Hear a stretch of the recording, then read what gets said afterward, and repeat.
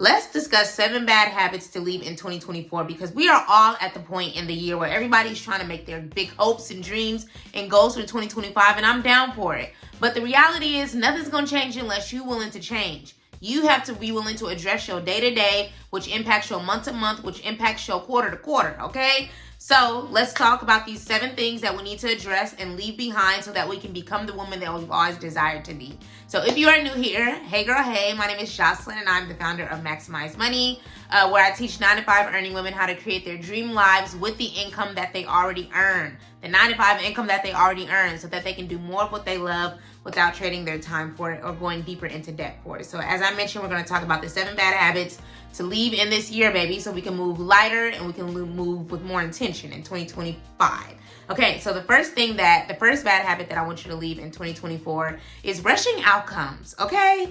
I have so much to say about this. I really do. I do, because I used to be the girl that rushed outcomes. I wanted what I wanted when I wanted it, and that just never served me. It never served me. Or I ended up getting the thing and realizing that I wasn't ready for it or I wasn't prepared for it. So I want to give you an example of what this will look like and what I want you to do instead. So I was working at this job and I was overworking, overperforming to truly get this thing. And it's they ended up hiring someone else for the role that I should have gotten in my promotion. And I was pissed, okay? I was pissed because I had to go in and train the new hire. I was like, y'all audacity is insane. It was insane. But looking back on that now, I'm thankful because I used that time and that energy and all that frustration and I just poured it into my business, y'all. My business grew during that season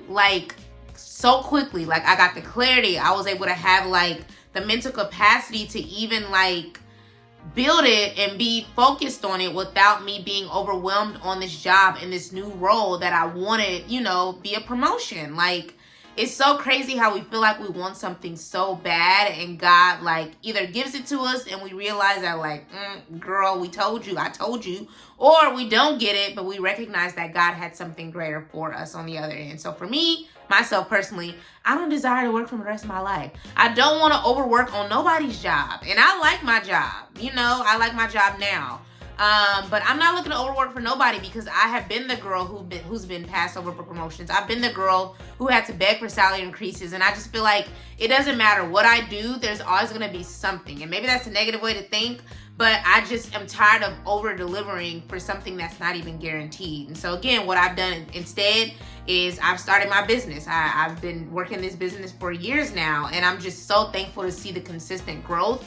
And I'm thankful to have a job that allows me to do my job. I give them their hours, a solid 9 to 6. But then any other time outside of that, I have the capability and the capacity to grow my business. Maximize Money is my legacy. And so I'm just thankful that God saw the full 360 versus the 90 degrees, maybe even 180 degrees that I saw. And I'm able to focus on what matters, because that's what's going to carry me from season to season. This job is just a means to an end, and again, I enjoy my job, but this isn't my forever plan. I don't want to retire at 60, baby. I'm going to be retiring much sooner if I hit my fire number, okay? So instead of complaining or trying to rush outcomes, what I want you to do instead is to truly trust God's timing for your life.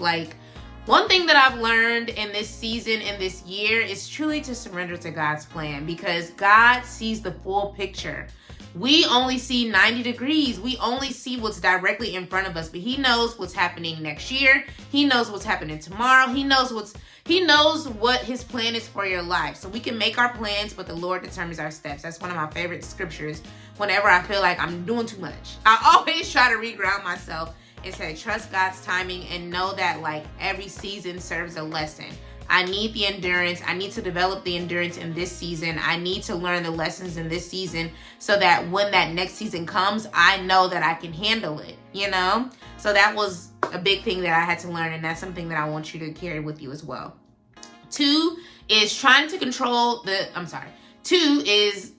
girl, I'm messing up. So the number 2 habit that I want you to leave in 2024 is controlling the outcome. Controlling the narrative. Oh my God, I'm just messing up on this video.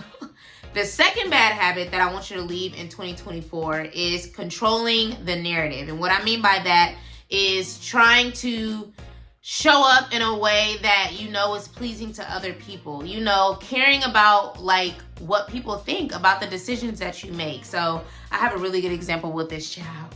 So I'm a solo traveler. I have so many videos, not so many, but I have like my Belize experience that I highlighted on my channel. I'll pop that up on the screen, where I went to Belize for my birthday, and I went alone, and I really enjoyed it. I think I'm a big solo traveler. I love my travel compadres. I only got 2, honestly, like that are like my defaults, but like I love traveling alone. I really do.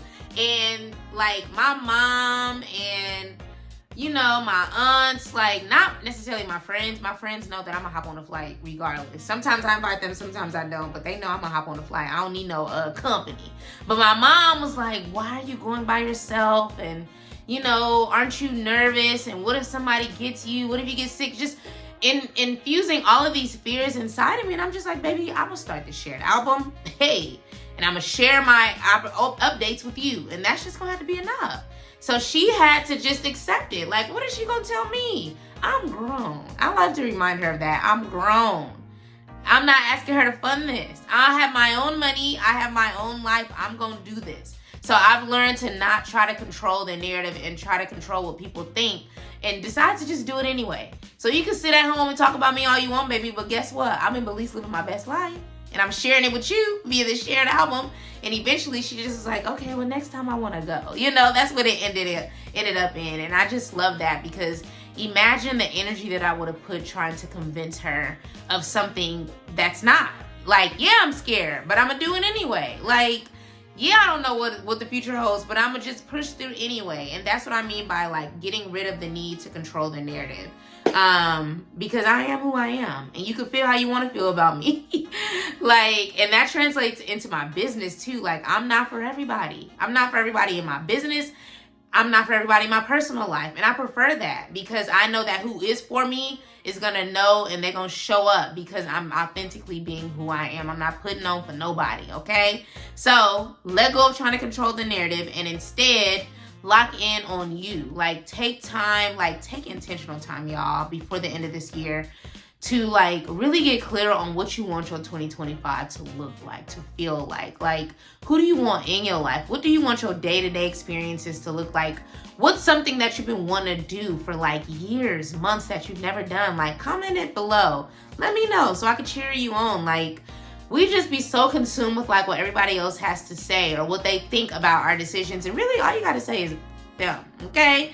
Unless they paying your bills, unless they taking care of your life, their opinion should hold minimal weight in your life, okay? So lock in on you and what you want 2025 to look and feel like, and F what everybody else got to say, okay? F them, because they not paying your bills.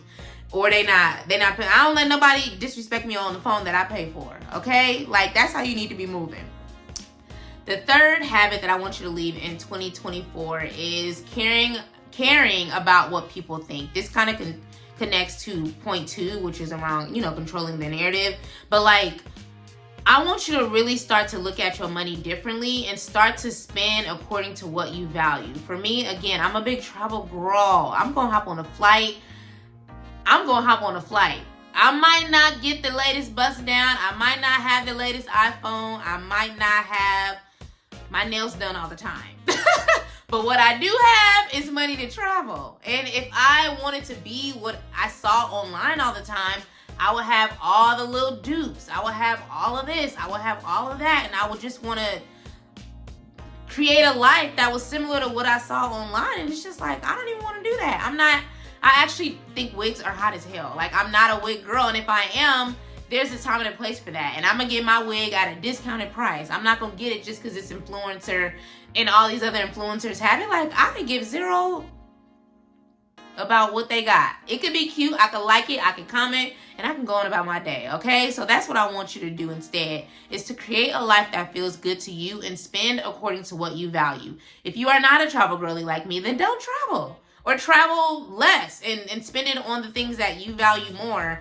But Spend according to what you value, and you have to be able to track your spending in order to like live a comfortable life. The girlies who are really like the it girls, they not living on credit card debt. The girlies who are living their best lives, they not carrying hella unnecessary debt around. No, they living within their means. They're spending according to what they value and nothing more. Like, I'm not a big fan of the girlies just over consuming things. Like, spend according to what you value and start tracking your spending, because a lot of y'all, myself included, I was the happy hour brunch, New York on the weekend, Atlanta for the weekend, Barbados, Jamaica, DR kind of girly in my 20s. And I don't regret it, okay? Because I needed those experiences. But now it's like, if I ain't got it, I can't come. If I ain't got it, I can't come. And my friends are good for hitting me on FaceTime, talking about, what you doing? It's nice outside. Let's go have a drink. Baby, we live in Texas. It's always nice. It's always hot. We always got patio weather. That no longer moves me the way that it used to. So, like, spend according to your values. Spend according to your income, baby. And if you need something to help you start tracking your income, meaning you are tracking what's coming in and going out, and it needs to be simple, then download my free spending plan template. It is linked below in the description. Like, I cannot emphasize enough how important it is to, like, track your money. You cannot be a baddie.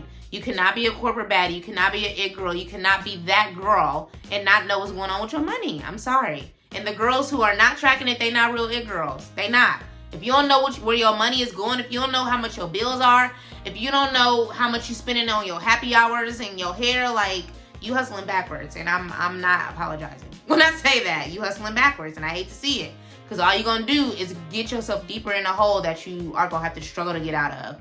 Ask me how I know. I paid off over $80,000 in student loan debt alone. I paid off my car. I paid off my credit cards. Like, I'm speaking from experience. Get serious about your money. Get super serious about your money. Your future self will thank you. We cannot be making decisions now based on the now. We need to think about the woman we desire to be next month, next quarter, next year. I'm telling you, every small step you take towards honoring her, she's going to honor you back. I'm telling you from experience, okay? Tip 4 around the bad habits that you need to leave in 2024 is making your parents responsible for your life and how it turned out. Now, if you under 20, if you under 25, I will give you a little grace when it comes to that. But if you are over 25, you likely have access to therapy. Even the under 25 girlies have access to therapy. Like, therapy is free in a lot of our companies. Like, I double dog dare you to log into your little HR portal and see what you can get. My company offers BetterHelp. We can talk to them about stuff. Now, I think there's a limit on what you want to talk about, especially if it's employer paid. But, like, there are so many resources out there that can help you with your mental health. I have so many things that happened in my childhood that I used to blame my dad for. I used to blame, not necessarily my mom, that's my dog. She get on my nerves. I blamed her for some stuff too. Just the way that I was wired, the way that I made decisions, the way that I overthunk stuff. That came from her. And then from my dad, like, I just felt like I was used to breadcrumbs because that's all that he gave. Like, I never doubted that he didn't love me, but he would breadcrumb me and my mom to death. Okay? And that means leaving little speckles just to keep us connected. And I realized that, like, when I would look back on my dating life, like, especially in my 20s, like, I ended up dating a lot of men that did the same. And it's like, I would just take it and hold on to it so tight because I didn't know when it would happen again. And that was just such a toxic cycle I was on for I want to say a decade. Like, it really wasn't within these last couple of years that I realized how toxic that was and how I was overcompensating because I felt like I needed to overcompensate for my dad who was in and out of my life. And it just was a lot. And my therapist was like, my first therapist that I had was in 2019, and she really helped me to unpack that. And I was just like, ooh, I'm a mess. I'm a mess. And she was like, girl, and she was a Black woman. She was like, girl, no, you're not. You are willing to do your work. And so that was really the start of me just addressing my mental. I've done many other things after that. I have so many books. If you want recommendations on books, if you suffer through your own daddy trauma or like suffering through seeing your worth and trusting yourself, like I have tons of book recommendations. Just let me know what your challenge is, baby. And if I have a book that helped me with it, then I'm happy to provide it to you. Provide you with the link below. But like, we cannot blame anybody else for the way that our lives are turning out, especially if you're over 25. Like, and that's not to say you just remove them completely, but like, what I want to say ultimately, like, is that you have the power to like change the narrative, control the way you want your future to look. You know, to an extent, we can't control things, but like, we can decide each day to make a better decision. We can decide to get the help that we need, you know, and, you know, it can't always come from your family. It can't always come from your friends. Like, I used to beg my mom to come to therapy with me and she never would. And I realized that, like, hopefully my mom don't see this. Hopefully she don't see this, but like, she would just close in. Like, she wouldn't want to talk about it. Like, even if it wasn't therapy, I just would want to have conversations and she would just shut down. And I used to be so frustrated, but my therapist was like, it's not up to you to get her healing. Maybe she's never gonna be willing to have the conversation, and you have to be okay with that. And you have to be willing to continue on your journey. And I just was boo-hooing and crying. I just was like, but no, I want to have a better relationship with my mom. This is the only parent I have left. And it was just getting overwhelming. But like, my therapist was so patient with me. I was a mess because that was my first therapist. And I was rough. I was just a rough cookie. But she worked with me. And obviously, like, since then, like, I've forgiven my father for his shortcomings, okay? And I have forgiven myself for all the times where I accepted less from men. And I'm here to tell you, if you are in that season, it gets better. Like, it gets better. And a few things that I did in addition to therapy and reading books and just, you know, working on my own journey is I used to write letters to my dad. Like, when I would get really angry, like, instead of me like sharing those thoughts, I would just write them, you know, because just getting it out helps so much more than you realize. And then I did talk with, you know, select friends, not everybody, but I have a half, because she's still here. We still cool. Like, her and I had similar upbringings and challenges with our fathers. And we actually read one of the books that I have as a recommendation. It's called Calling in the One.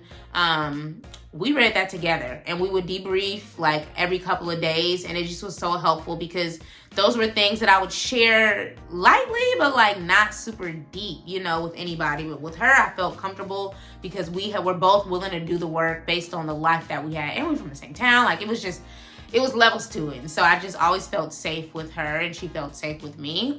So that's another thing that you can do. And then you have to just hold yourself accountable to do better. Like, this is on the dating side. Again, I told y'all in my 20s, I was just accepting not whatever, because now one thing my dad did put in us is self-confidence, okay? That man needs to do him, even if he didn't give us the world, he just will always say that, like, we deserve the world when it came to men. So I was tough on men, but like, when I really liked them, like, I would just forgive the BS. Not saying they was cheating and beating me or none of that, but as far as not beating, I don't know if they was cheating. I don't think they were. And if they were, it doesn't matter, they in the past. But like, I was definitely like lashing out, not to the point where I'm yelling at them, but like, I would just be over their asses. I would be cutting them off. I would be sending breakups via email. Like, I was just a nigga, okay? I don't know what else to say. I was moving like a nigga. Blame Oakland. I don't know. We was raised rough. But I've learned over time, and I've had such better experiences. Like, I feel like each experience, except for a few little bad eggs in the bunch, each real solid dating experience has gotten better than the last. And I feel like that's because of the work that I've done. Like, I trust myself and I love myself enough to not tolerate the bullshit. Okay? So if you on the bullshit, I be stage left. My block list is so long. My block list is so long. Oh my God. Okay, so quick tangent. So I met this guy. I met a few guys, but I met this guy, one guy in particular, during Afrotech. And we hung out a few times. Like, he lives here. Cool guy.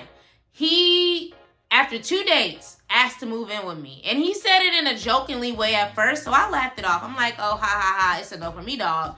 And he was like, you serious? Like, and this was via text. He was like, you serious? Like, I'm homeless. Like, I could give you 10% and you cover the 90. And I just blocked him. Because I don't care if you joking, nigga. Sorry. I don't care if you joking. You don't know me well enough to joke like that. I don't even joke like that with my friends, okay? And I have lived with friends before. Life has been hard. I have lived at home. I have lived with just one friend, honestly. Like, it ain't like I be hopping from couch to couch. When I got laid up from my job is what I'm saying. Like, I moved in with my friend because I was getting ready to buy my place. And, like, it was just a lot. But I was paying her rent, okay? And it was a temporary situation. And also, this is my friend. Like, this is my sister. We have built a bond. She knows that I lost my job. She knows that my lease is ending. And I found a home. I found a job and a home. And I need to go and find a place to live until the home is ready. So it was a different scenario. But for him to have the audacity to ask me, hey, the money girl who's getting a prenup when she gets married, to move in. I don't care if it was a damn joke. Don't joke with somebody like that you do not know, okay? I will never allow a man to live with me. And I will never choose a man to live with. Like, I don't care if you is my man. I'm going back home before I live with a man who ain't my husband, okay? Now, if we engage, that's different, but like, hell no. Boy, I blocked him. He still be reaching out. And it's just, boy, don't. So yes, that was a tangent. But anyway, no. You are responsible for your health and your healing is ultimately what I'm trying to say. Tip 1, 2, 3, 4. Oh, I'm sorry. There's only 6.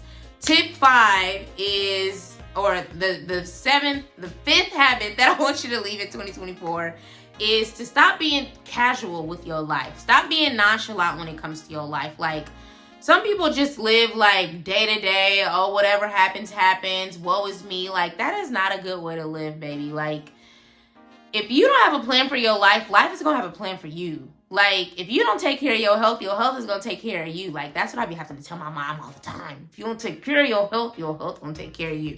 But, like, I just feel like some people are too casual with their lives. They're okay with whatever outcome. They're okay with this. They're okay with that. And to be clear, there's not much control we have. Like, for me, like, I believe in God. I have surrendered my life to God. So, like, whatever's meant to happen is happening. I can make the plans, but again, the Lord determines my steps. But I'm also not nonchalant when it comes to my life. You know, I'm not waiting for no man to take no trip. I'm not waiting for no man to buy no house. I'm not waiting for no ideal job. Like, I'm living each life with intention. I'm living each day with intention. Because ain't nobody coming to save me. And I honestly don't even want a man who feels like he has to control me to get me to be with him. I don't want to have to get a job that feels like they have to control me, force me to go back to the office to work for them. I don't want to go to a job that's forcing me to relocate. Like, all this stuff is fleeting, okay? And I'm like, as long as I'm here, I want to make the best use of my time, so I'm very intentional. So instead of you just being nonchalant, just going to work and going home and complaining about the job, like, my mom has done that my whole life. Like, and it was her as an example that showed me that, like, I can continue down that path, or I can desire better. I can desire differently. And so for that means I'm working towards my FIRE number, which is financial independence, retire early. And with that, once I reach that number, I'll be able to live off a portion of that number. It'll be investments. Like, I'll be living off my investments, you know? Because I don't want to work till 60. I don't even want to work till 50, okay? But I got to get more diligent with my coins in order to make that happen. But I have some stuff in the background that I talk about on here, okay? It's my income streams. But I know that if I continue to work the plan and trust God and make use of each day, then the things that I desire will make their way to me. And the things that God most importantly desires for me to make their way to me. I'm not attached to timelines because I don't want to rush nothing that God has for me. Not even my future husband, okay? I do be wondering where he at, though. So, I'm being honest. But nobody's coming to save you. So what I want you to do instead is create a plan and a vision for your life. And say yes to the things that align with that. And it's going to be hard. It's going to be hard, baby. I'm here to tell you it's hard for me, even to this day, to say no to the things and the people and the environments that don't fit that vision. But the more you say no, the more your muscle, your no muscle is growing, and you'll be able to block men who want to move in with you, okay? We're not doing that. Don't let no woman move in with you. If you're a guy watching this, don't let no lady move in with you. Don't let no man move in with you. We grown. We got families. We got friends. Some of y'all got too much audacity. And then the final thing is that I want you to leave behind, the final bad habit that I want you to leave in 2024 is staying in environments that you have outgrown. I've talked a lot about this already when it comes to men. Because there was this one man I was stuck on stupid for, baby. This was in my 20s. Like, I was stuck on stupid when it came to him. Like, thank God for girls. Thank God for girls. Like, it took me leaving the area for me to, like, really release that. I just be thinking about it. And I'm like, girl, you was just dumb. You was dumb for him. And that's not to say you weren't dating other people. I was dating other people. But, like, when he reached out, I just dropped everything. I was just, thank God that's behind me. But we recently connected. Not on no lovey-dovey stuff. But, like, he reaches out. He still be breadcrumbing me, you know? And I ended up blocking him. But then I was listening to this song that reminded me of him. And so I unblocked him, child. And I wrote him a letter. Again, I'm a letter girl. I'm a letter girl. I wrote him a letter. I never sent it. But I told him, I'm like, I'm tired of this little small talk. Because he would just be like, happy Thursday. What are you doing this weekend? Nigga, why? Why? You're breadcrumbing still. Like, so I was like, why are we still small talking? Like, do you want to talk about something deeper? Like, that was literally my response weeks later. Because he has sent me a message at the beginning of November. And I just had responded, like, this week. And, you know, I was like, I have something I want to share with you. And I never shared it because I'm like, it's not my business. But we ended up hopping on the phone and talking. And by the end of that conversation, you know, just catch up stuff. And by the end of that, I was just like, ooh, girl, you are over him. Granted, that was in my 20s. I'm nearly 40. I've been over him. But, like, you know how you have those moments where you be thinking what could have been? Don't do those. Don't do those, baby. Now, I believe, you know, Shanti and Nelly, cute for y'all. But I don't believe in doubling back. I don't believe in doubling back. The men that have been blocked, stay blocked. There's only maybe 2 or 3 that I be fooling around with. But for the most part, when my husband shows up, hey, all y'all staying blocked for life. I'm getting a new number. I'm going to give me a new number. And I should probably be doing that now. But anyway, that can be applied to your friendships too. You know, I spent a lot of time talking about men. But, like, I have released a lot of friends. You know, people come into your life for a reason, season, and a lifetime. And I'm just thankful for the cream that rose to the top. Like, my crew is solid. There ain't nobody in my life that I got to question. But I've had to intentionally, like, do that healing and do that releasing. And also, like, pray to God to, like, align me with more like-minded people that fit the version of Jocelyn that I am now. You know, this is the best version I've been in. I ain't gonna hold y'all. Like, I love this version of me.